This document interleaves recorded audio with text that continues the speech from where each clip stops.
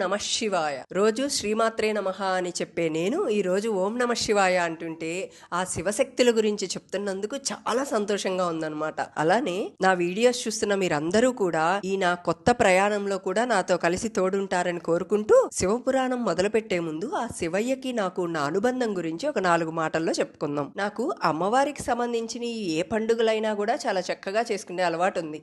అలానే నవరాత్రుల్లో కూడా 9 రోజులు చేసుకునే అలవాటు ఉందన్నమాట.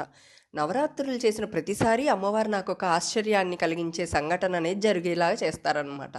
అలానే ఒకసారి నవరాత్రులు చేసుకున్నాక ఫోటోలు తీసుకునే అలవాటు ఉంది నాకు. ఆ ఫొటోస్ని ఎప్పుడన్నా ఖాళీగా ఉన్నప్పుడు అలా చూసుకుంటూ ఉంటానన్నమాట. అలా ఒకసారి అనుకోకుండా ఫొటోస్ చూస్తున్నప్పుడు ఇది కనిపించింది. స్క్రీన్ మీద చూస్తున్నారు కదా, ఏంటో చూసారా? ఆ శివయ్య ఆయుధమైన త్రిశూలం ఇంకా ఆ శివయ్య వాహనమైన నంది ఇద్దరూ కలిసి కనిపించారు. ఇది చూసినప్పుడు నాకు ఎలా అనిపించిందంటే ఆ శివయ్య నేను నీతోనే ఉన్నాను అని ధైర్యం చెప్పినట్టు అనిపించింది అనమాట. ఆ శివయ్య మీద ఉన్న భక్తితో ప్రేమతో శివయ్య గురించి తెలుసుకోవాలని శివపురాణం చదువుతున్నప్పుడు అనుకోకుండా నాకు ఇంకొక ఆశ్చర్యకరమైన విషయం తెలిసిందనమాట. ఏంటంటే అది శివపురాణం చదువుతున్నంతసేపు ఆ నారాయణుడి మీద ప్రేమ ఎక్కువైపోయిందనమాట. అదేంటి ఇలా చెప్తున్నాను అనుకుంటున్నారా? ఎందుకంటే శివపురాణంలో ఒక్కొక్క మెట్టు ఎక్కుతున్నప్పుడు మన శివయ్య బోలాశంకరుడు అయ్యి అడిగిన వాళ్ళందరికీ కాదనకుండా వరాలు ఇస్తూ ఉంటాడనమాట.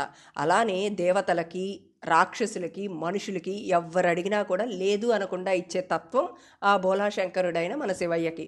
అలానే రాక్షసులకి చాలా వరాలే ఇచ్చేస్తాడనమాట. అలా ఇచ్చేసి చిక్కుల్లో పడుతూ ఉంటారు మన శివయ్య. అలా కష్టం వచ్చినప్పుడు ఎవరైతే మనకి తోడు నిలబడతారో వాళ్ళే అసలైన మిత్రులు అనమాట. అలా శివయ్యకి తోడు నిలబడిన వాళ్ళల్లో మొదటివాడు విష్ణుమూర్తినే. నేను శివపురాణం చదువుతున్న ప్రతిసారి విష్ణుమూర్తి చేసిన అద్భుతాలు శివయ్యకి అది చదువుతూ ఉంటే ఆయన మీద ప్రేమ రెట్టింపైపోయిందనమాట నాకు. ఇక్కడ శివుడి గురించి మాట్లాడే ముందు శివ భక్తుల గురించి మాట్లాడాలి. ఇంతకీ శివభక్తులు ఎవరు అంటే గుండె నిండా ధైర్యం కలిగిన వారన్నమాట. వాళ్ళకి ఎందుకు అంత గుండె ధైర్యం అంటే ఒక ఉదాహరణ చెప్తాను చూడండి. బ్రహ్మగారు సృష్టి చేస్తారు అంటే కొత్తగా జీవరాశుల్ని సృష్టిస్తారనమాట. అలా పుట్టించిన తర్వాత స్థితి అంటే పోషణ, పాలన ఈ పని మొత్తం విష్ణుమూర్తి చూస్తారనమాట. మనం బ్రతుకుతున్నామంటే అన్నం దొరకటం, జీవనం సాగించటం ఇవన్నీ కూడా విష్ణుమూర్తి కృప వల్లేనమాట. అలాంటి మనకి ఒక కష్టం వస్తే మన చుట్టూ ఉండేవాళ్ళు, మన ఆత్మీయులు కానీ, మన బంధువులు కానీ, మన స్నేహితులు కానీ, మన తల్లిదండ్రులు కానీ అలాంటి విషయాల్లో ఎవరో ఒకళ్ళు మనకి సహాయం అనేది చేస్తారనమాట. అలా మనకు ఆ విషయంలో ఓదార్పు అనేది దొరుకుతుంది. అంటే పోషణలో కష్టాలు వచ్చినా దాటిపోవటానికి ఒక సహాయం అనేది దొరుకుతుందన్నమాట. ఇలాంటి కష్టాలు ఎవరికన్నా ఉంటే విష్ణుమూర్తిని ప్రార్థించినట్లయితే తప్పకుండా అలాంటి విషయాల్లో ఆయన సహాయం అనేది చేస్తారనమాట. కానీ తరువాత ఇంకొక దశ తప్పనిసరిగా వస్తుంది ప్రతి మనిషికి కూడా. అదే లయం అంటే మరణం. అది వచ్చినప్పుడు మనతో పాటు ఎవ్వరూ రారు. అప్పుడు ఈ శరీరాన్ని వదిలి వెళ్ళే ఆత్మకి తోడు ఎవరుంటారంటే అక్కడ భార్య, భర్త, పిల్లలు, స్నేహితులు ఎవ్వరూ కూడా మనకి తోడు రారు ఈ విషయంలో. ఆ సమయంలో అలాంటి ఆత్మకి తోడు నిలిచేది ఎవరంటే సాక్షాత్తు ఆ పరమశివుడు ఒక్కడేనమాట. అందుకే శివభక్తులకి అంత గుండె ధైర్యం ఎక్కువ. వాళ్ళకి భయం అంటే ఏంటో తెలీదు. ఇలాంటి పోషణ, పాలన విషయంలో ఎలాంటి ఇబ్బందులు వచ్చినా వాళ్ళు వాటన్నిటినీ కూడా చాలా సునాయాసంగా దాటి బయటకు వచ్చేస్తారనమాట. అంటే దాని గురించి ఎక్కువ ఆలోచించరు. అలాంటి శివభక్తి కలగాలి అంటే ఆ పరమేశ్వరుని యొక్క దయ మన మీద ఉండాలన్నమాట. అది ఎవరికైతే లభిస్తుందో వారికి ఇక తిరుగనేది ఉండదు. అలాంటి గొప్ప శివుడి తత్వం తెలుసుకోవాలంటే మనకు ఉన్న ఏకైక మార్గం శివపురాణం. అసలు శివపురాణం అంటే ఏంటంటే భక్తుల కథలు, శివుడి లీలలు, సృష్టి రహస్యాలు ఇవి తెలుసుకోవాలంటే మనకున్న ఒక్కటే ఒక మార్గం శివపురాణం. ఇలాంటి శివపురాణం గురించి తెలుసుకోవాలంటే ఇక్కడ ఒక ముఖ్యమైన వ్యక్తి గురించి తెలుసుకోవాలి. ఆయనే వ్యాస మహర్షి అనమాట. అసలు ఎవరు ఈ వ్యాస మహర్షి అంటే ఆయన సాక్షాత్తు ఆ విష్ణుమూర్తి అవతారమే. ఎలా అంటే ప్రతి యుగంలో కూడా ధర్మాన్ని నిలబెడటానికి, వేదాన్ని కాపాడటానికి విష్ణుమూర్తి అవతారాలు తీసుకొని వస్తూ ఉంటారనమాట.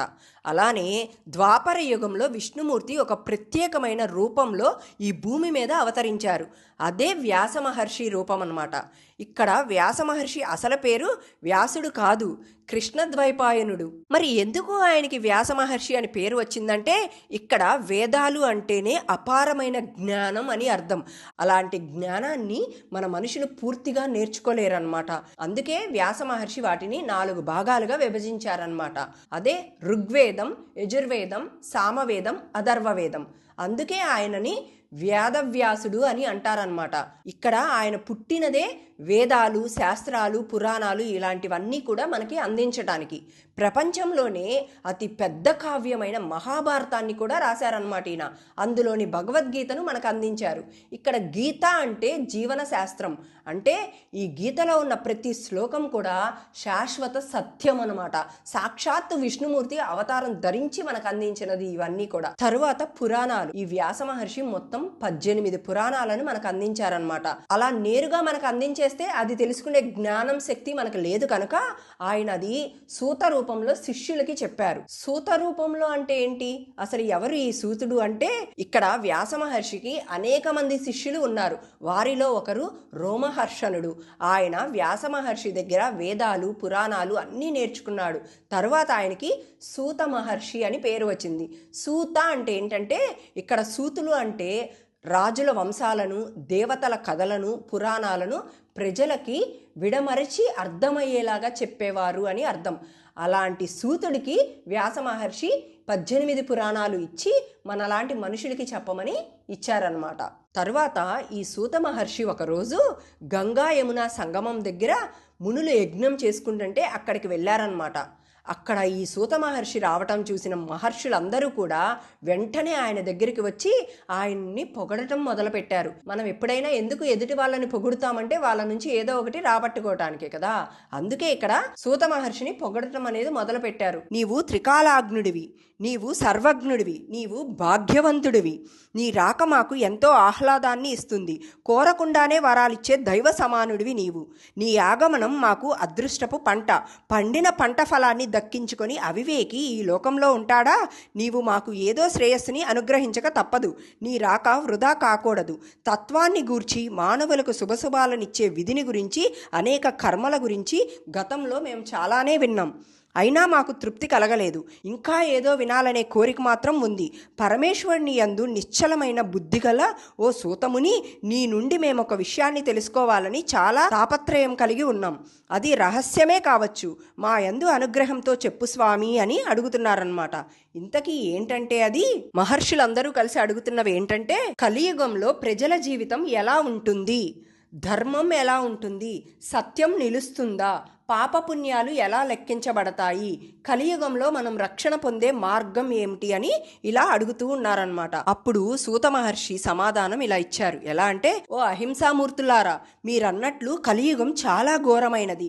కలిలో మానవుల ప్రవర్తన నమ్మశక్యం కానట్లుగా ఉంటుంది. కలియుగంలో ధర్మం తగ్గిపోతుంది, పాపం పెరుగుతుంది, సత్యం తగ్గిపోతుంది, అబద్ధం పెరుగుతుంది, భక్తి తగ్గిపోతుంది, లోభం పెరుగుతుంది, మంచి మనుషులు కష్టపడతారు, చెడ్డవారు సుఖపడతారు, డబ్బు ఉన్నవారినే గౌరవిస్తారు, జ్ఞానం ఉన్నవారిని కాదు. ఇక శీలం అనేది శూన్యం, గోబ్రాహ్మణ రక్షణ యందు నిష్ఠ ఉండదు, స్త్రీలో పతివ్రత ధర్మం ఉండదు, సంపాదనను బట్టి భర్తను గౌరవిస్తారు, స్త్రీలకు కేశములే అలంకారములు కానీ రత్నాభరణములు ఉండవు, దొంగలు పాలకులవుతారు, ప్రజల ధన మాన ప్రాణాలకు రక్షణ ఉండదు, దేవాలయ వ్యవస్థ సక్రమంగా నడవదు, జనులందరకు జీవనం కష్టంగానే ఉంటుంది అని ఇలా సూత మహర్షి చెప్పారనమాట.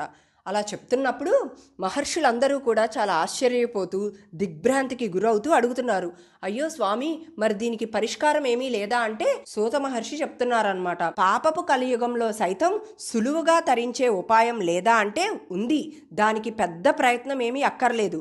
ఎందుకంటే చిలుక చెట్టుపై వాలి పండుని ఆస్వాదించినంత తేలికైన మార్గం ఒకటి ఉంది అని చెప్తున్నారు. అది ఏమిటో నేను మీకు చెప్తాను, పవిత్రమైన అంతఃకరణ శుద్ధితో వినండి అని చెప్పి సూతుడు తన మనసులో శంకరుణ్ణి స్మరించి మునులతో చెప్తున్నారనమాట.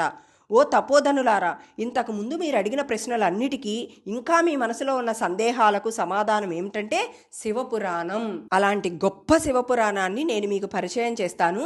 బుద్ధితో కాకుండా భక్తిభావంతో, అసూయ లేకుండా ఏకాత్మ భావంతో, ఏకాగ్రతతో వినండి అని చెప్పి చెప్తున్నారనమాట.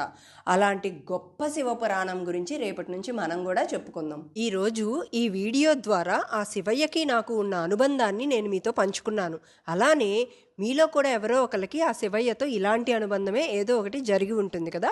అలాంటి అనుభవాలు ఏమన్నా ఉంటే కామెంట్స్లో తెలియచేయండి. నా వీడియో కానీ మీకు నచ్చినట్లయితే లైక్ రూపంలో కానీ కామెంట్ రూపంలో కానీ నాకు తెలియచేయండి. నా ఛానల్ని సబ్స్క్రైబ్ చేసుకోండి. ఓం నమః శివాయ.